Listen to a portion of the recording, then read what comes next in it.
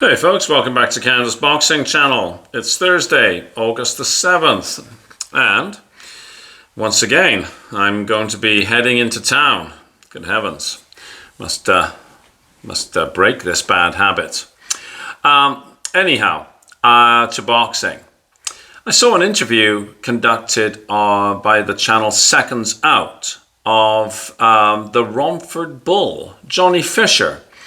I'd read, I guess, a couple of weeks back that he had changed trainers, or at least he and Mark Tibbs had parted ways. And, you know, this is not unusual, right? Boxers change trainers sometimes, quite frequently. Sometimes they stay with the same person throughout their career. But it's not entirely unusual for a boxer, particularly after a loss, for them to cast their eyes around and consider training with somebody else. Some people, I think fans might say, change trainers too frequently. They sort of bounce around a little bit. And I think people often say that about Anthony Joshua, for example, that, you know, he's forever looking for something else. Other people tend to stay with the same trainer their entire careers, you know. Muhammad Ali pretty much stayed with Angelo Dundee. There were some fights where Dundee wasn't in the corner, but more recently, I think Carl Froch stayed with the same trainer throughout the career.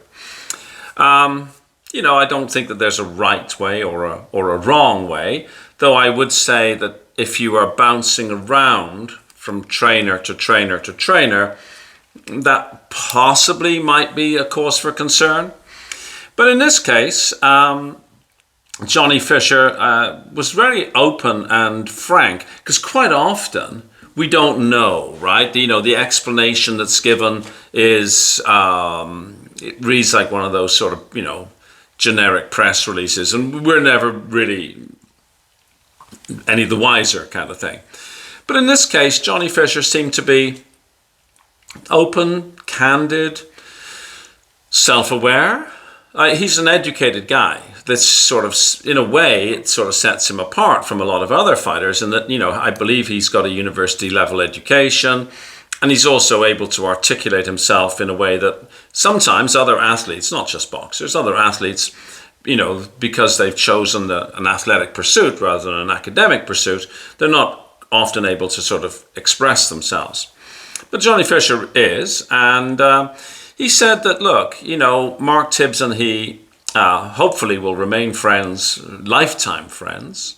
It seems that it was very amicable separation. He said it was solely his decision, and I guess that is to sort of maybe dispel rumors that maybe it was his dad's decision or something like that. I mean, again, he's a fighter who's got a famous father and a dominant personality. I was going to say overbearing, but that might be a little bit too strong. But he said, you know, Mark Tibbs had brought him to a Southern Area Championship, which is the highest level that Johnny Fischer has yet attained. Wins over Allen, that highly controversial first win over Dave Allen. Wins over Babich. So those are things that he says that, like, Mark Tibbs really, really helped him. He said it was 100% his decision. He reiterated that.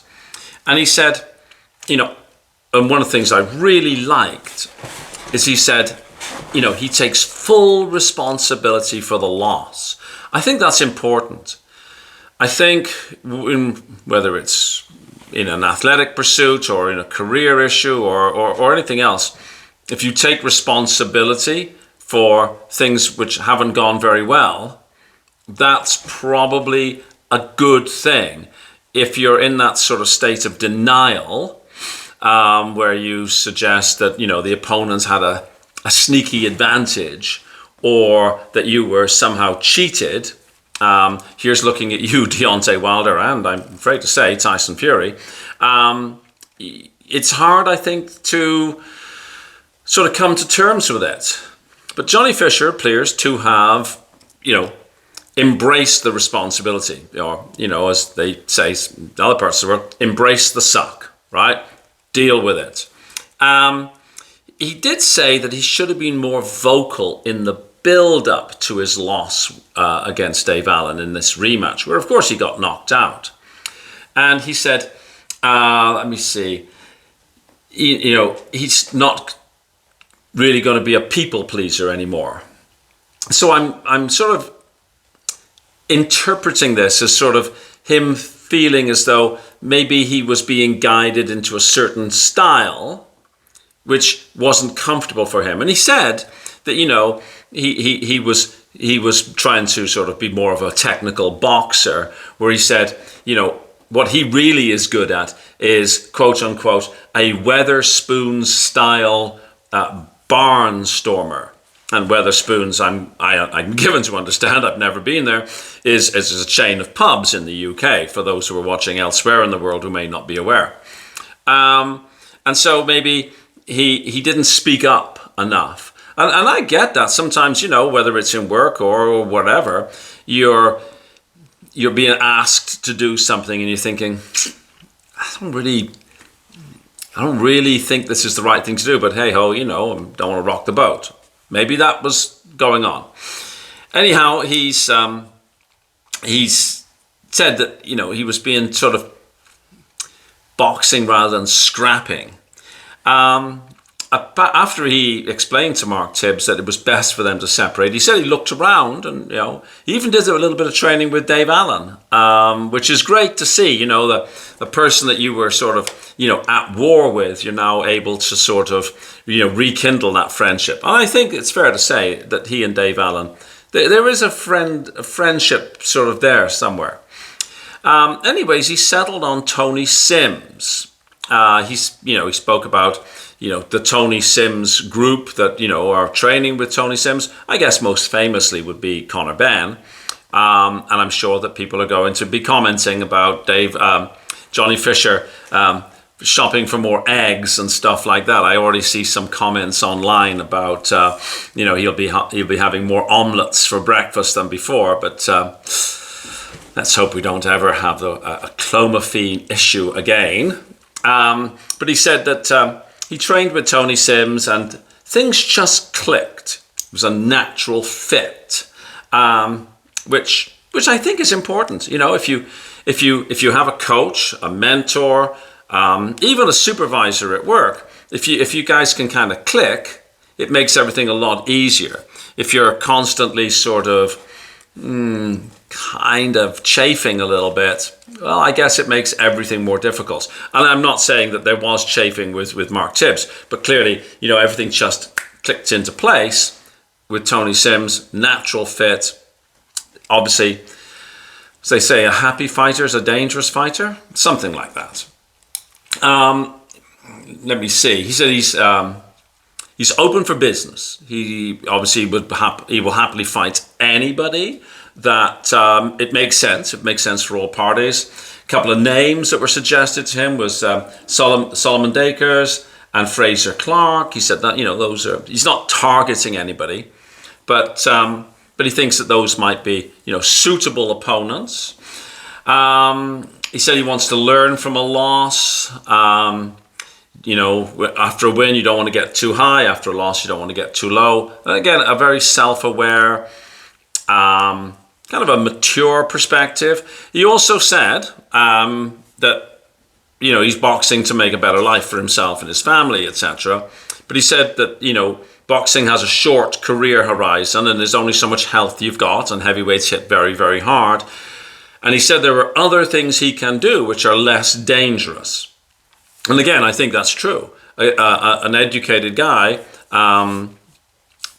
probably doesn't want to go on too long, particularly when, boxing is replete with instances of fighters who've pushed the limits too far and they've suffered health consequences. So how long is he around for? I don't know. He seems switched on and aware. So wish him well. Again, a fighter who, just my opinion, was overhyped. And I understand that you've got to hype a fighter, right? So that, fighter's popular, fighters, sells tickets. But overhyped, I think then when things go wrong, the landing's a little harder. And at one time, I think Eddie Hearn was saying that, Johnny Fischer was sort of being spoken about in terms of like world title contention, which certainly would be several bridges too far, in my view. But I wish him well, and let's see how he works with Tony Sims. Be interested to see his next fight. And on the subject of his next fight, no names were mentioned, he apparently has a sniff of a chance, as they say, to be on the undercard of the Sheffield show headlined by Dave Allen and Arslanbek Makhmudov. He was asked about, what's it like to be on the undercard of Dave Allen. He was totally fine with it. He recognizes that, this is boxing. So again, a nice, mature, I think that's the right, mature, self-aware, intelligent kind of response, which in my view kind of bodes well for the future. You don't want to be delusional about your prospects and things like that. At least I wouldn't think so. So there we go. Johnny Fischer, the Romford Bull. Let me know who you think Johnny Fischer should fight next. Where do you think his career ceiling is? Or do you think maybe he should just go and do something else? Let me know what you think. Have a fabulous day, wherever in the world you happen to be. And, like, share, subscribe, and all that sort of good stuff if you feel you can. Thanks very much for watching. Cheers. Bye-bye.